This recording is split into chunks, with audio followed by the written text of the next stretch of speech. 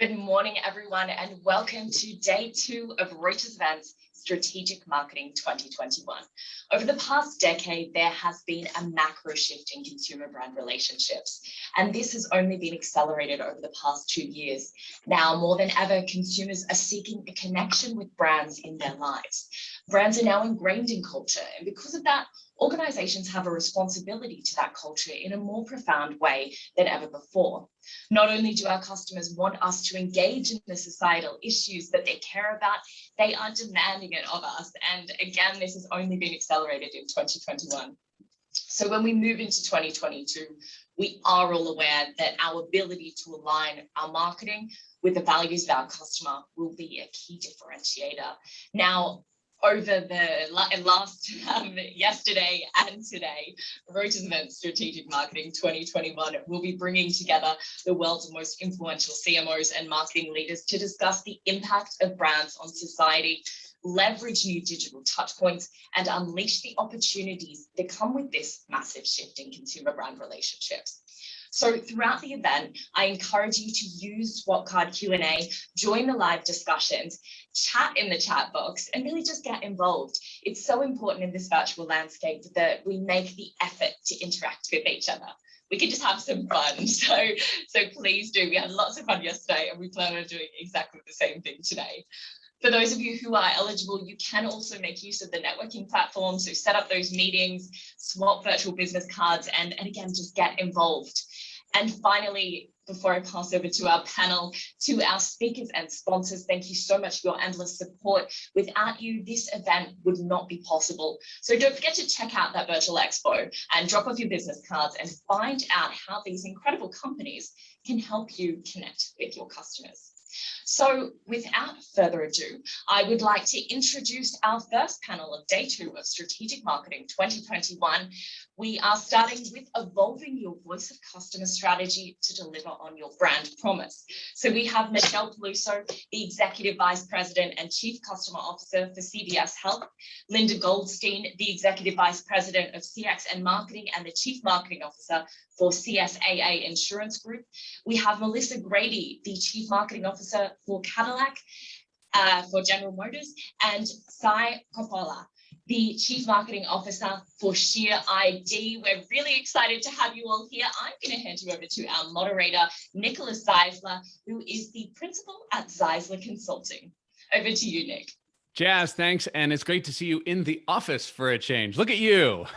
I know, it's so fun. You didn't put that branding up at home after all. Good for you. All right.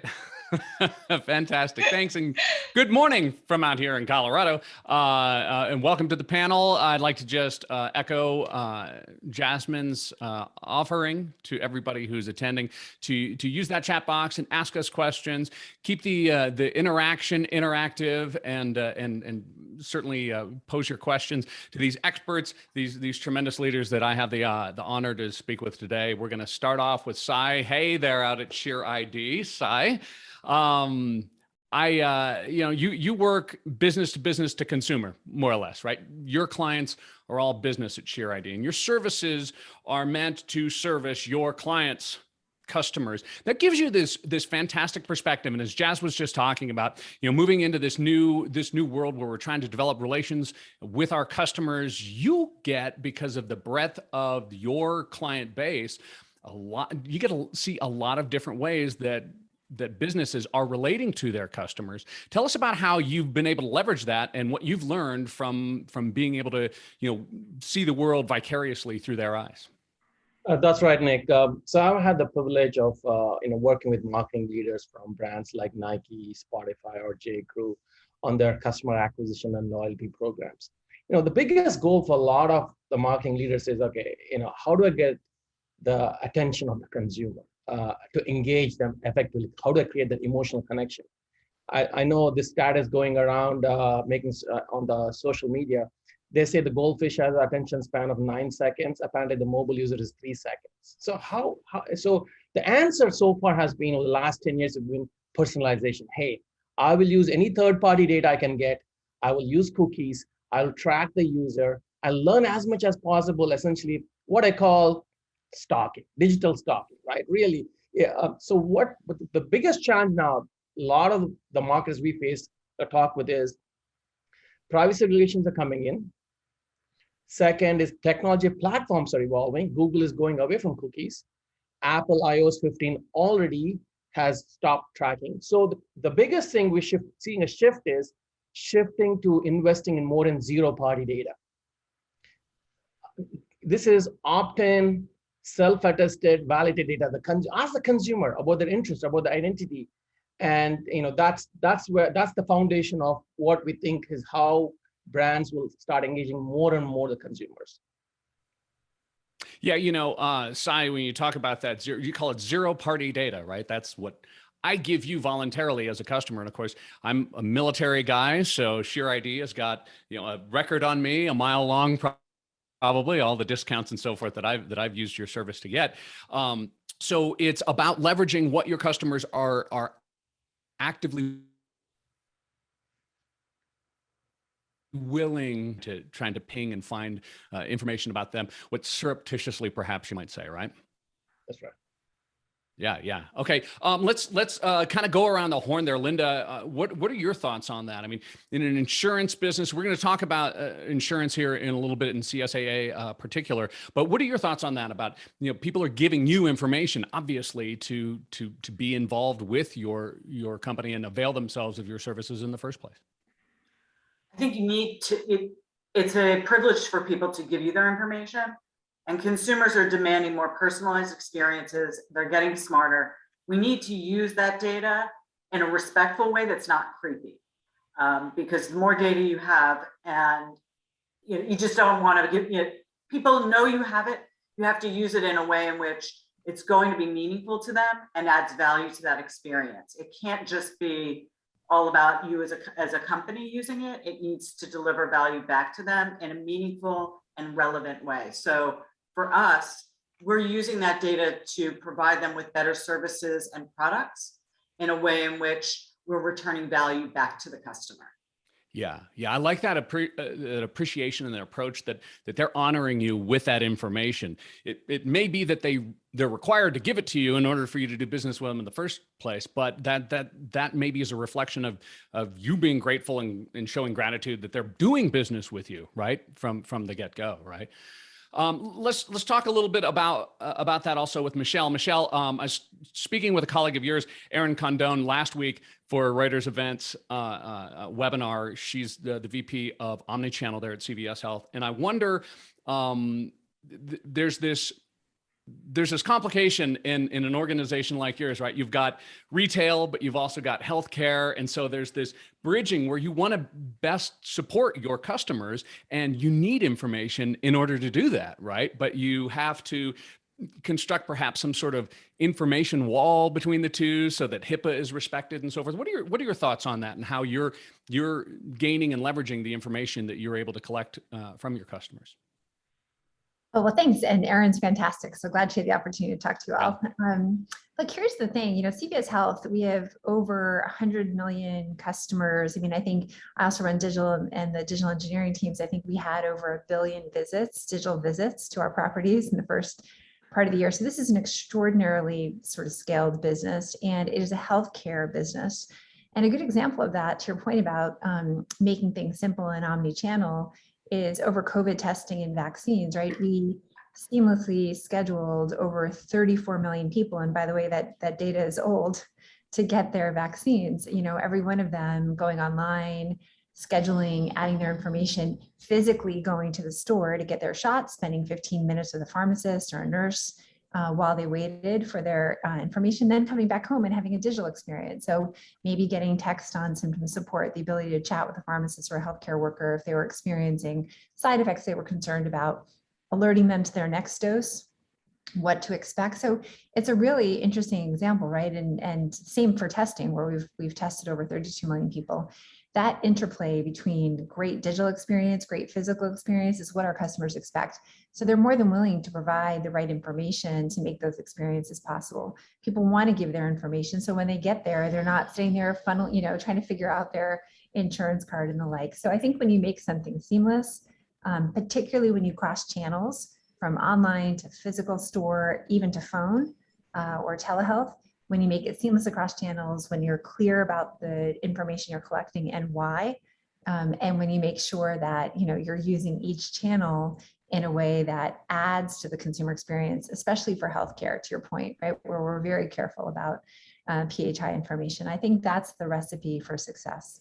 Yeah, I love that you're talking also about across channels, Michelle, because if I, as a customer, have given you information, I gave it to you corporately. You have it. You shouldn't have to ask me, for it again. I need to log in the other channel, but it should all be there, and great on you to recognize that. I mean, that's kind of our job as the chief customer officer anyway, right? So good on you. And I know that you've got personal experience with the testing just recently too. So glad everything is turning out all right for you there.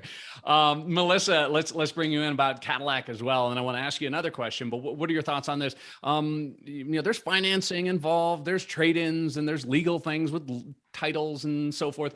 How are you approaching the need for information coming from your customers? And then obviously you want to respect them and care for it too, right? Yeah, and I think what Michelle said was so important, how it goes across channels and across all those different experiences, because we all know on the back end, this is sometimes separate companies you're trying to pull together. It's different systems, it's different areas of the company. But as you said, as a customer, you just don't care. You want the experience to be seamless, and it really needs to be. And I think I go to CVS a lot, and I think that CVS is probably more on the arc of being omni-channel and seamless than we are right now, but it's something that we're really focusing on. As we do at GM, it's always safety first. And whether that's in a vehicle or wherever it is, we're always looking at how we protect the people that we're engaged with. So as we look at data, and I think, what everyone was saying, how we make sure that we protect people's information, how we make it a value exchange and make sure they're clear on what information they're sharing. I think that's something that is really at the forefront of what we do. And I think industry-wide, you started by talking about cookies and going cookieless. And I think that it really, what that's going to create, I think across everything, is people understanding not only the value of their data to a company, but also the value exchange. And, again, Michelle, as you were saying, when I go into CVS, I want you to know who I am. It's the same thing if I've given information on Cadillac.com. I don't want the car I configured lost. I don't want all that information lost. So I think people, as they have more control of their data, they're going to start to understand that value exchange more. And I think we all will really just manage our digital identities much different in the coming years. And, Melissa, if I could get back to that omni-channel thing, there's such an interesting perspective from an automotive company like yours. I remember I was talking to Peter Klizold, the director of e-commerce at Nissan, earlier this year at a Reuters events webinar. And one of the things that we discussed, and I'm sure that you have a perspective on this as well, is the challenge between, say, as a customer of Cadillac, I'm going to go to the dealer. Well, the dealer is not Cadillac. The dealer is its own entity. So when we talk about multi-channel, that experience of purchasing a car from a dealership has got behind the scenes just this monstrous array of complication in order to make it feel to that customer, that end consumer, like it was a seamless thing. Do you want to talk a little bit about that? Because Peter went on and on about that, and I'm sure you're probably dealing with that as a chief marketing officer yourself, right? We definitely are. And I think that's exactly where I was coming from before. When you look at buying a car and where your information needs to go through and how you're going to control that at each place, it is very interesting because yes, that dealer is not part of GM or Cadillac. So it's something that we're hyper focused on right now, because we really, when we look at the car buying process, you're buying either the first or second most expensive thing aside from your house that you'll probably purchase. It should be a really fun, exciting thing. A new car is very exciting. And there's parts of this process that can be very painful. And we really want that to be frictionless, seamless, and really joyful. And so we're looking at how do we use technology to enable that more, whether it's in the shopping and buying experience? How do we make things more immersive? How do we make it more fun to get the information, and then have that travel with you all the way through if you want it to, down to the dealer. So there's a lot of behind the scenes work that goes into that, especially as you start to look at how does information flow between our different systems and everything. Yeah. And good of you, Melissa, at there at Cadillac, to recognize the importance of taking responsibility for that smooth connection, because so many brands, and maybe the price point is different. Maybe it's because it's not such an emotional, huge purchase as you're saying. And of course, it goes house, car, and then gas for the car, I think, is the third biggest, investment that we make, right? But EV.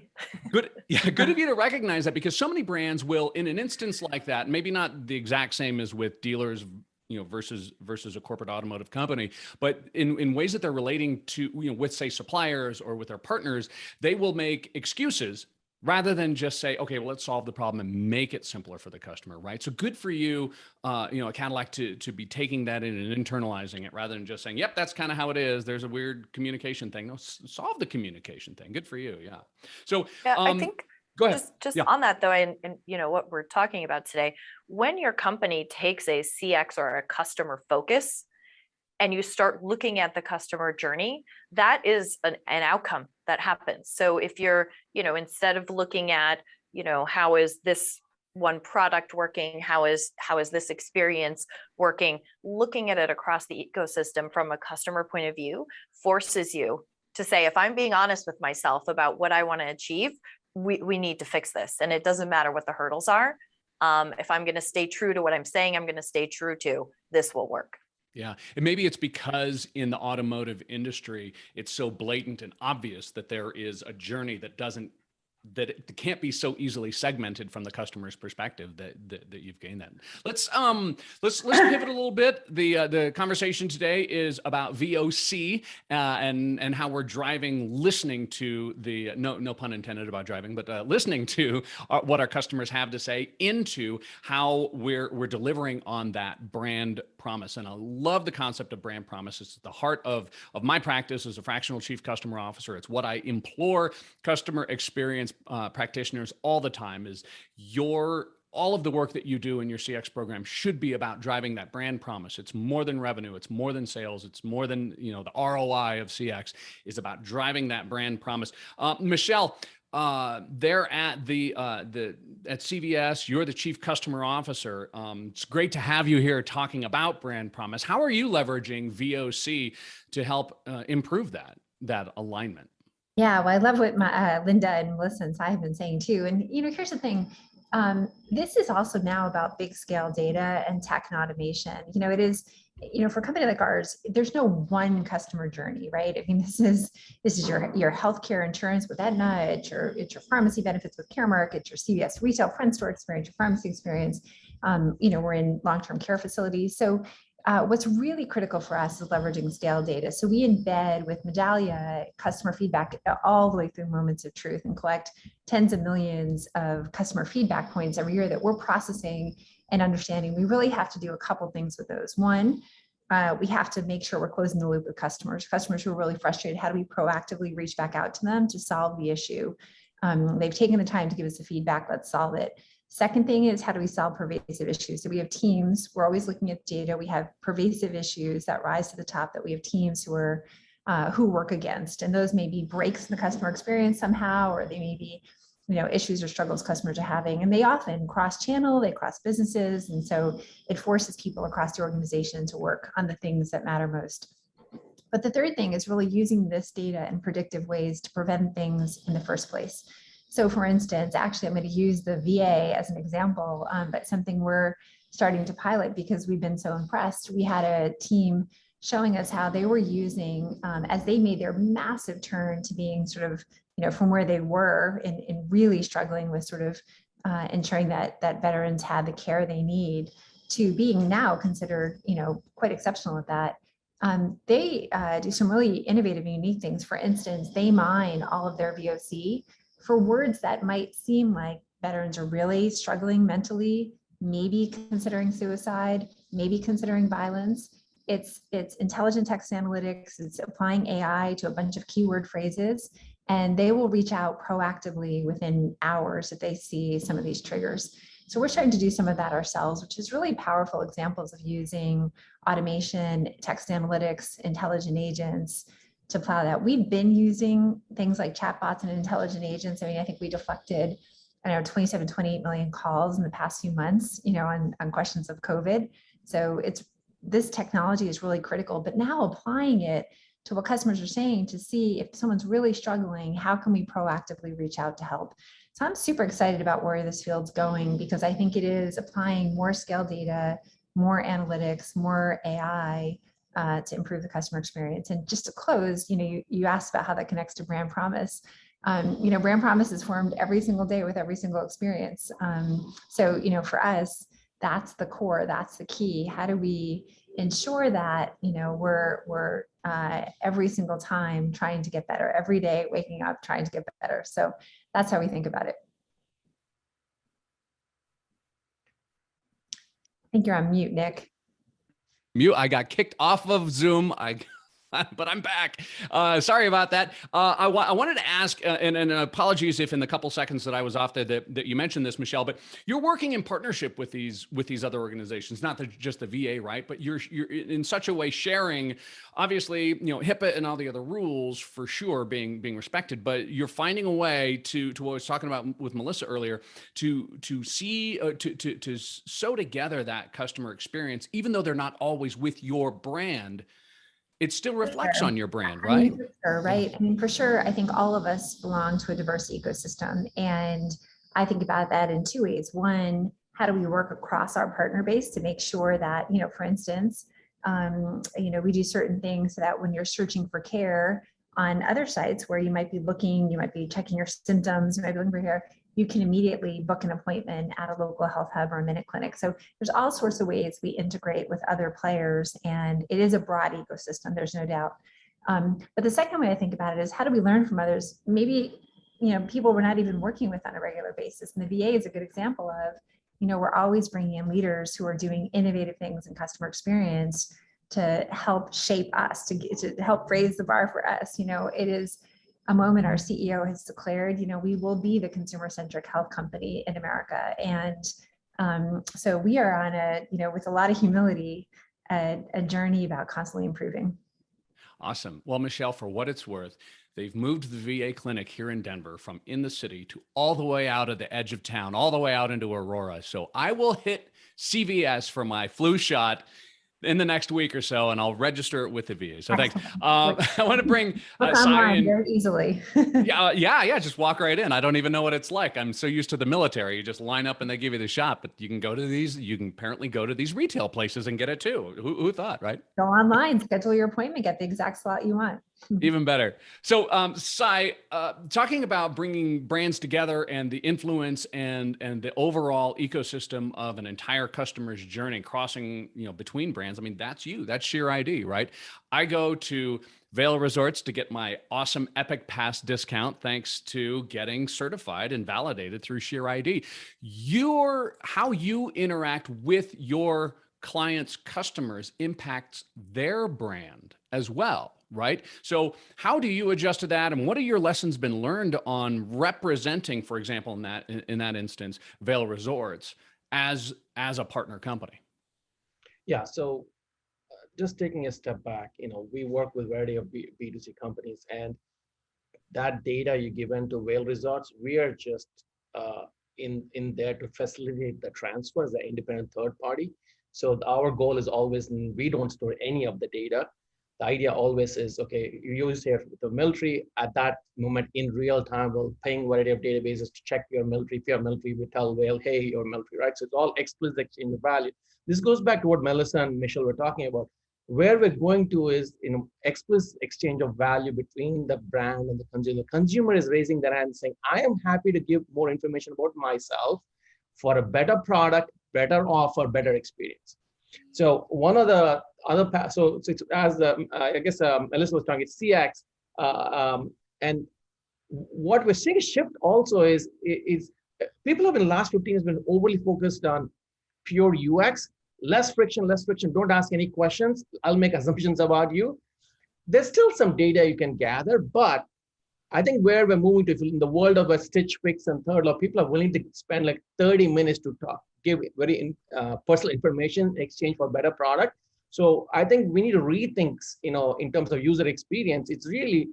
It's an ongoing dialogue between the consumer and the brand throughout the whole the journey. And that's what we facilitate. What we facilitating, like one of the things Michelle was talking about was, hey, there's so much data and AI. Yes, we have to use AI. But other than that, there's also human intelligence. The consumer is in front of you. Feel free to ask them relevant information to deliver a better solution. So just to give you an example, in terms of how brands are using this, during the pandemic, North Face was doing a variety of things to help frontline workers through their nonprofit brand, as part of their brand efforts. But then they realized, hey, what can I do more tangibly in terms of offers? So they said, you know what, we're going to 50% off to everyone out there who's in the front lines of the pandemic related to healthcare workers. So this is a case where it was not only enhancing the brand, but also driving short-term revenue and loyalty. So that's kind of the work we do with a lot of the brands.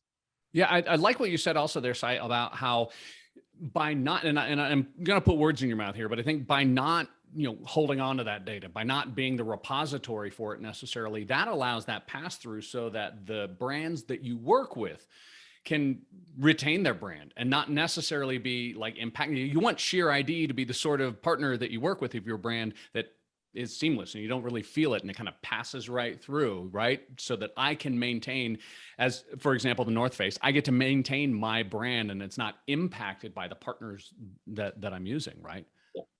Yeah, awesome. Linda, let's shift gears here a little bit and let's talk about the insurance industry. Now, insurance is something that you have to have. It's necessary. And when you engage with your customers, sometimes it's an emotional event. Sometimes it's an emotional event for the better. Sometimes it's an issue that has arisen, we could say, right? So how do you emphasize your brand promise when it comes to dealing with these, highly emotional interactions? And you speak more broadly for the insurance industry, but of course with CSAA as well, specifically. So CSAA Insurance Group, by way, for those who aren't familiar with, we are one of 3 AAA insurers in the United States, which is just important background because we share a brand, which is super important when you're dealing with customers because that master brand is the brand that they know and love. So we are a purpose-driven organization. So everyone in our organization is 100% focused on successfully delivering on our enduring purpose or brand promise, which is to help our customers prevent, prepare, and recover from life's uncertainties. Our moment of truth is when somebody calls for a claim. And our promise, and insurance is a promise as a product, to be there when something bad happens, to try to help make you financially whole and help you move forward after that event. Those events can be a fender bender, which is a small event, to losing your house in a catastrophe like a wildfire, a tornado, or a flood. So every person in our organization, frontline and back office, is personifying the brand when you call, excuse me. So from the outset, we need to lean into the AAA brand values that the organization adheres to, which are trust and guidance. So we need to provide that to them. We have to be empathetic, authentic, and sincere in helping them because people are going through a difficult time. You can't just try to push them through a process. You need to assist them and guide them and hold their hand and make sure they understand it. Insurance is complicated and most people don't understand it, whether it's your home, your auto, your health. There are intricacies to those things when you file a claim that folks aren't necessarily fully aware of. The other piece is being proactive in meaningful and relevant ways. So I'll give you an example. In the recent wildfires, out here in California, when we see a fire is moving into an area where we have policyholders, we mobilize our employees to actually make what we call wellness calls. And those calls are purely to say, hi, are you and your family okay? How can we help you? And we also make sure they understand, for example, that they have evacuation coverage in many cases. So those expenses, if they're being asked to leave their home, actually can be filed as a claim. And last but not least, it's always providing information and education.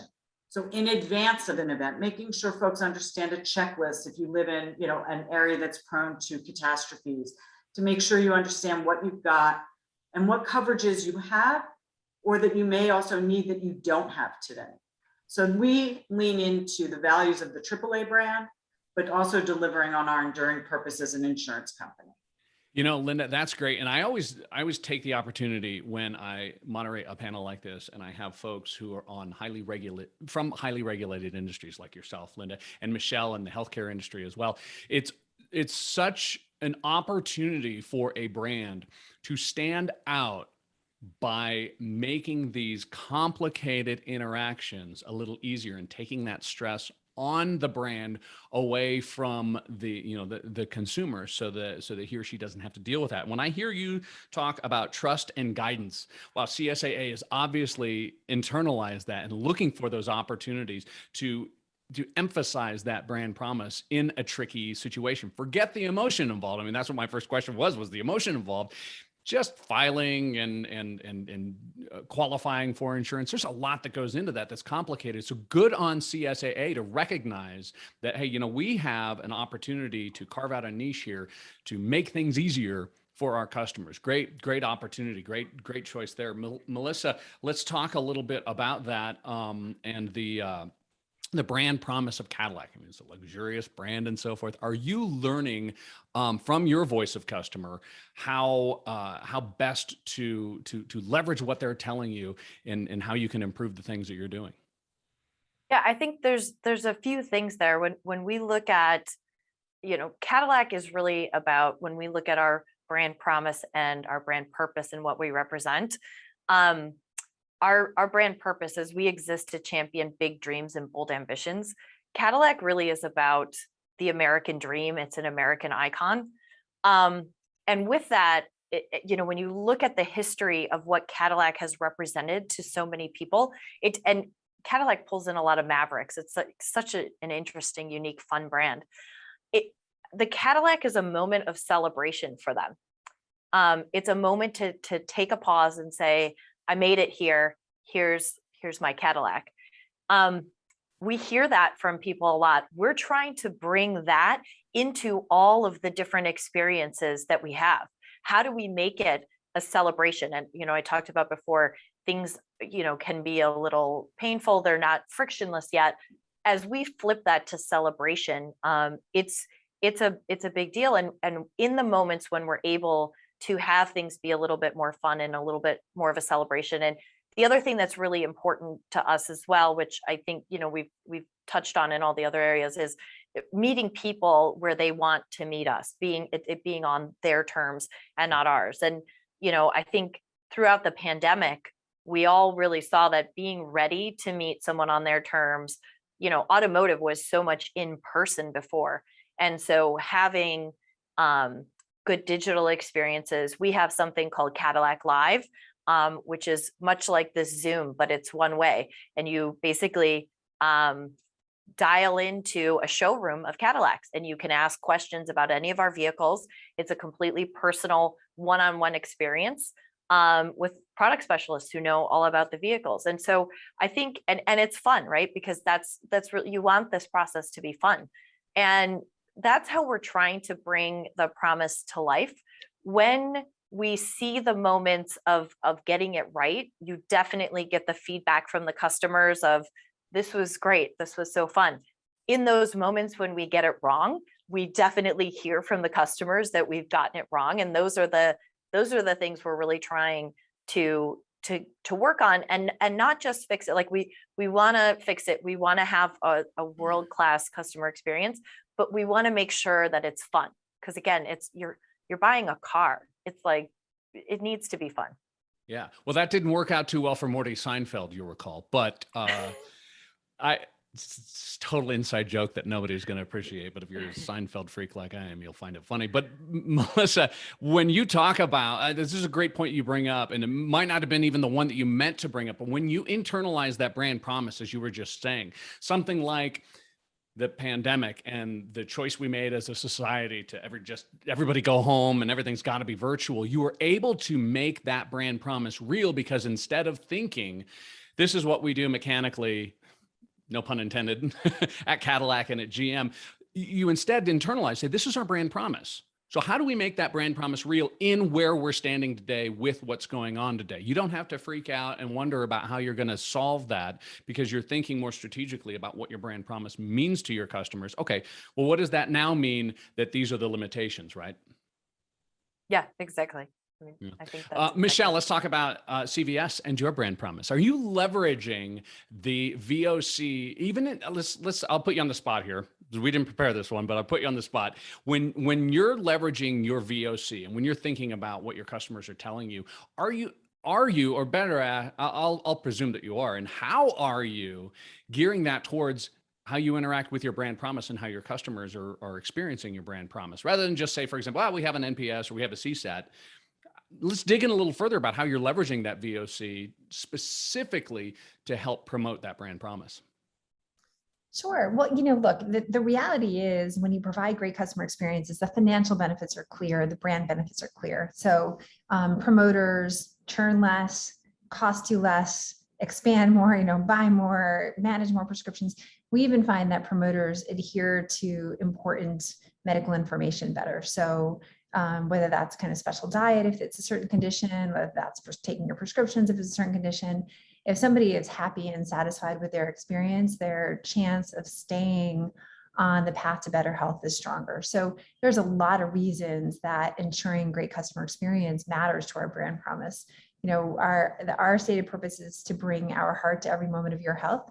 And that's important, right? Because we have 300,000 colleagues who are engaging every day with millions and millions of Americans every single day on their health. What could be more important than your health, right? Or your family's health, so that is, these things are so intertwined for us. The experience we provide and the promise of the brand, it's hard to tease those two things apart. But I think the good news for us is there's such a clear line between our purpose, the experience we provide, and the financial benefits for the company. And so that's, I think, incredibly motivating. And I would just say it's actually a great time to call out the many, many, many frontline workers and pharmacists and nurses who throughout the pandemic, were there every single day to make sure that Americans got tested, to make sure that Americans got vaccinated, to make sure that Americans could do telehealth visits, and get the care they need. And now are doing,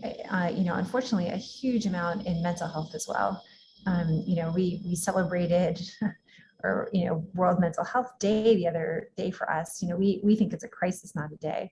The amount of people who are claiming to really be struggling with anxiety and depression, it's just accelerated vastly coming out of this pandemic. So, I think just always being so aware of what Americans are dealing with as they think about their health. And then having this incredible, amazing team of people on the front lines each and every day to provide care, even in this pandemic when it's been quite scary to do so, is a pretty extraordinary thing. So, I think if we were in another industry, maybe that line wouldn't be as clear, but I think for us, it's crystal clear.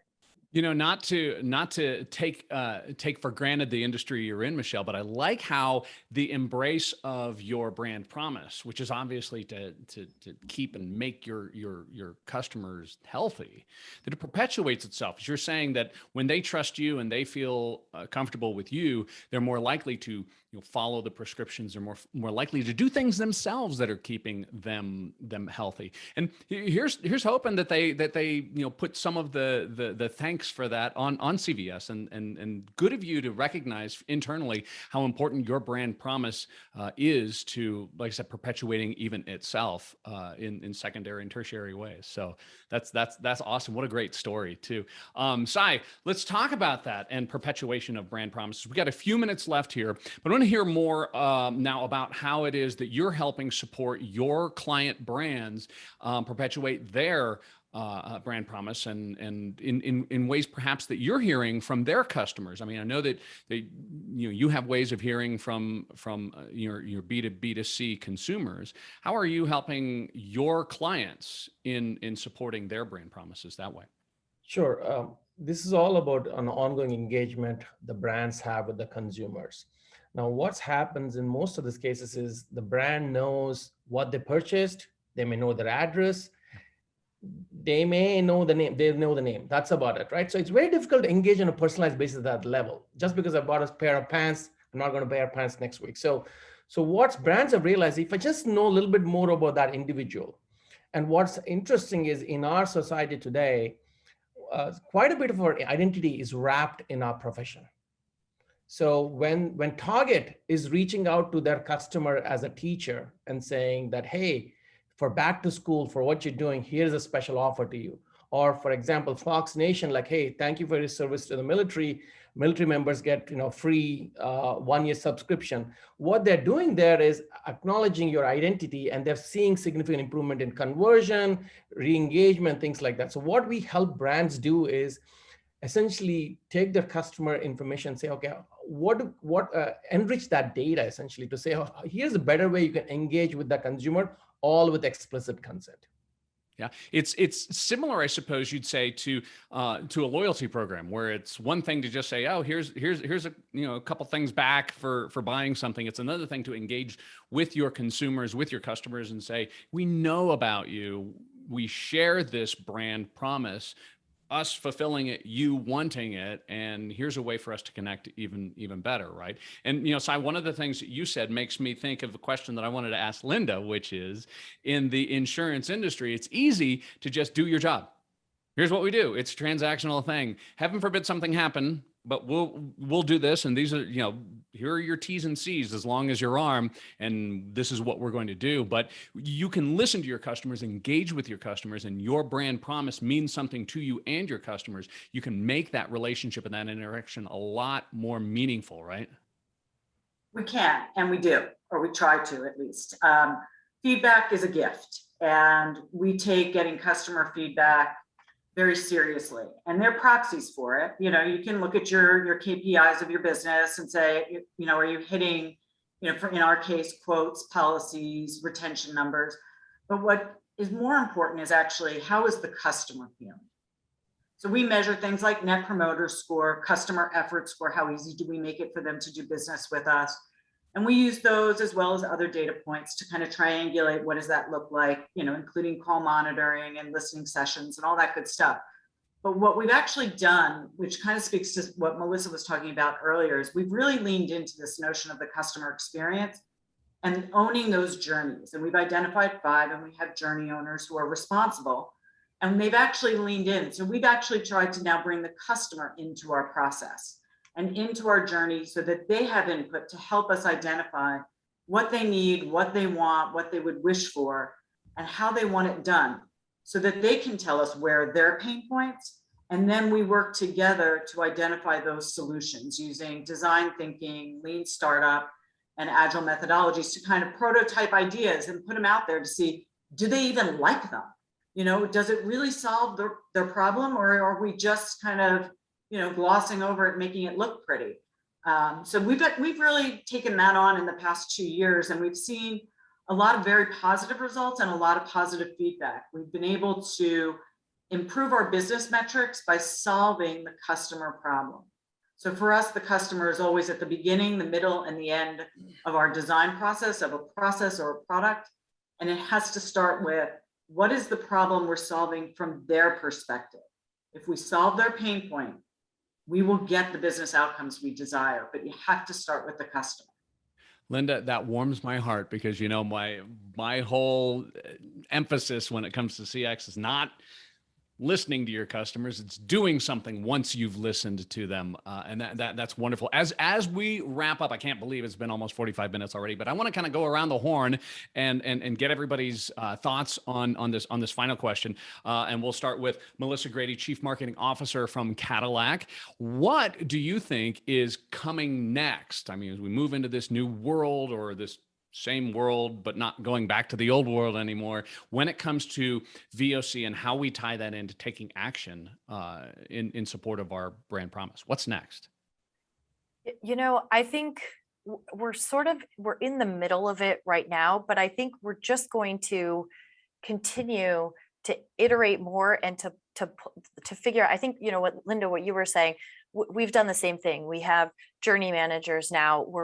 I think it's taking AI, it's taking agile development, pulling those things together and just moving faster to be better. Awesome. Yeah. Lean approach, jumping at the opportunities.